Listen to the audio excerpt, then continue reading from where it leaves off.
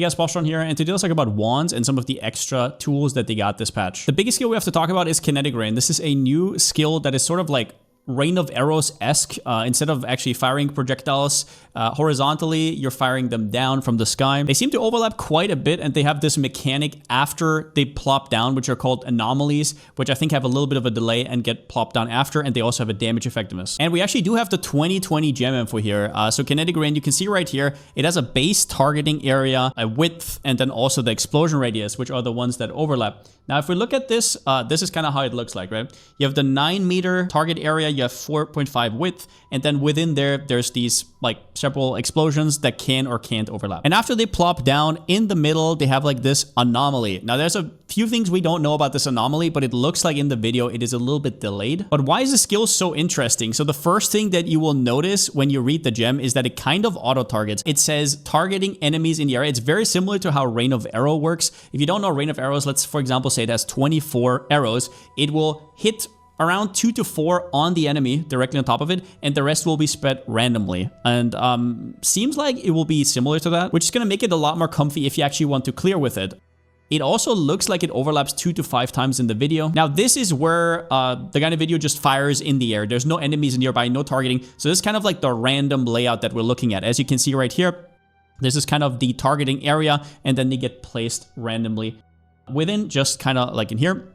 And you can see this could be 2 overlaps, this could be 5. We don't know how it behaves. For example, with a high hitbox enemy, will actually target like 6+ times. It sounds a little bit too good to be true, right? Because we have the 143 damage effectiveness. If we said it overlaps, I don't know, times 5, which would be a lot, we would be at 715 already, times 1.1 because of the more attack speed. That is without even calculating in the anomalies. Now, I think that could happen. I'm a little bit more skeptical when it comes to the anomalies that are left behind. We'd have to see how they behave. But right now, the way it looks, so if you look at the anomalies that are getting left behind here, it looks like these don't explode in the same radius as the initial hit. And that could mean that, for example, if you are, let's say there's like an enemy that is somewhere here, that enemy, while it does get hit by all these overlaps, some of these anomalies on the side will maybe not proc. So while the anomaly does have high damage effectiveness, if there's no other thing to it, you can see 162% of base on the bottom.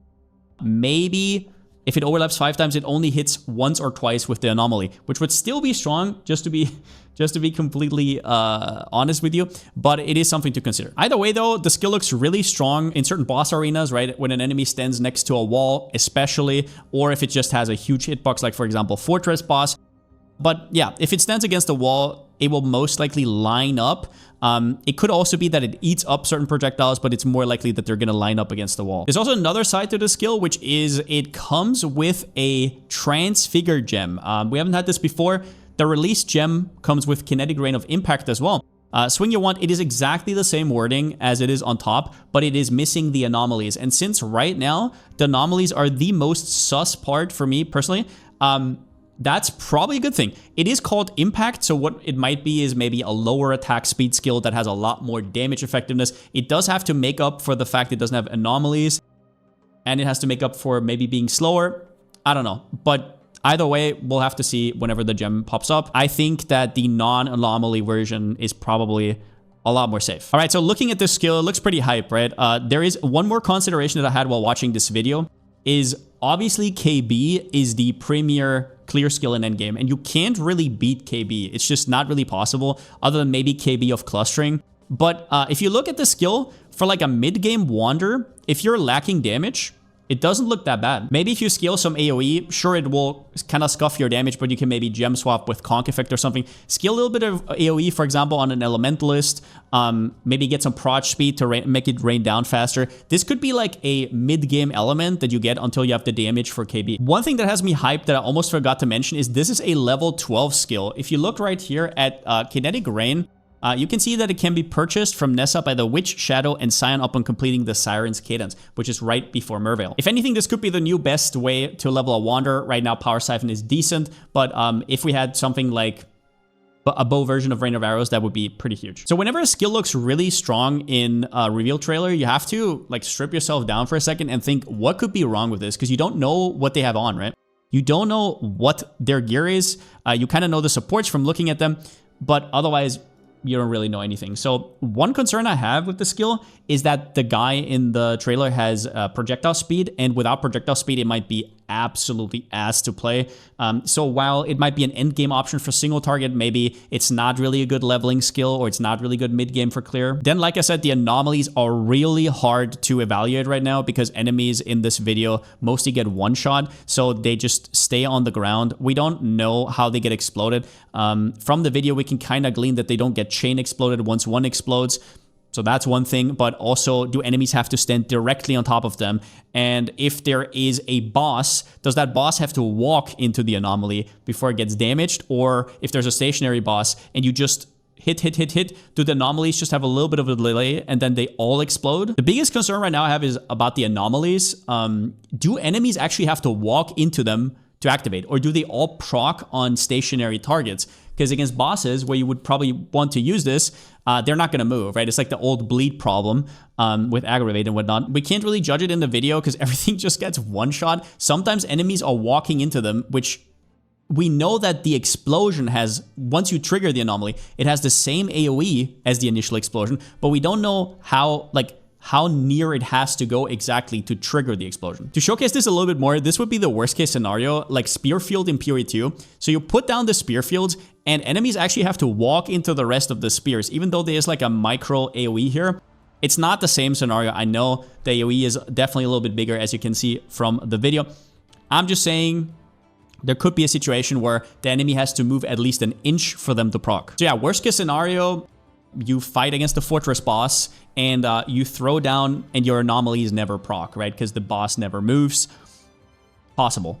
But yeah, the other thing is, as much hype as this skill deserves and how good it looks on paper, KB is pretty much unbeatable for clear. So if we're talking end game potential, Kinetic Blast is going to be your clear skill, and this could be your single target to that. Although, like I said, it could also be a mid game filler. It does look decent enough to kind of get through maps. There's some other wand skills that I'm not too interested in. The only other thing is Wall of Force. So it creates a wall of force which allies and enemies can pass through. Allied projectiles can chain, will collide with this wall. Okay.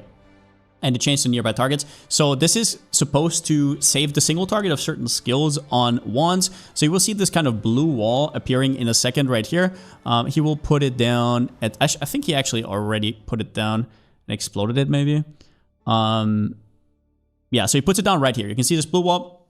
And now he's going to shoot the projectiles of the KB, and it's going to chain back and going to just, I don't know, cause a complete ruckus. We don't have the gem values right now, so we don't know how it scales with level. Does it have HP? Does it have amounts of times it can get hit? The only thing we know, it has round about a 5 to 6 second cooldown, and it seems ridiculous for burst. It seems to disappear quite fast in the video at least. But maybe you could build a little bit less attack speed if it is on the per hit basis and just have more damage per hit. Also, is it annoying to aim? Can you spell sling it? Probably not because of the cooldown. We'll have to see on this one. This one is a lot more interesting though. And if this works out, you might not need a kinetic rain setup whatsoever in your endgame KB setup, because then you could easily 6-link your KB and just have this as like a 2-link or whatever. As I already said in the last videos, I will most likely be starting a kinetic rain elementalist or maybe transition into KB. It's always there, right? Especially if Wall of Force is strong. Elementalist has a lot of upsides. There are other ascendancies you can go for. I will probably make a video about just ascendancy choice in general, because there's going to be a lot of people interested in wands this league. Besides Jung, on which we've also had Void 241, who I want to shout out. He did a leveling run with Power Siphon, which looked quite decent. But like I said, I will probably also practice with Power Siphon, but I will be trying Kinetic Rain no matter what. This skill just looks very fun to play with during leveling. A consideration here is that I don't know how this skill looks at level 1. So if you look right here, you can see it is level 20 and it has 20 quality and 13 projectiles. If I had to guess, the 20 quality will add 2 projectiles. So it's going to have 11. And then maybe on level 1, it has like 4 projectiles. You could really only add +1 from the wand mastery, and then you're kind of donezo. So there's maybe not that many overlaps. So maybe if the damage effectiveness is too low and then the anomalies are weird, maybe it's just So I always want to have a backup. But yeah, I will be talking about my plans a little bit more over the next coming days, and I'm pretty hyped for this league start. If you don't know, I have already league started a Wander in Freesia League. That was because there was a new Ascendancy that was very mana focused. I played Kinetic Blast of Clustering. So if you want to know how crazy that can look like, if you have enough damage on a Wander, how crazy a league start can look like, you can look that up as well. Either way though, thanks for watching, and since I still don't have a slogan, see you next time.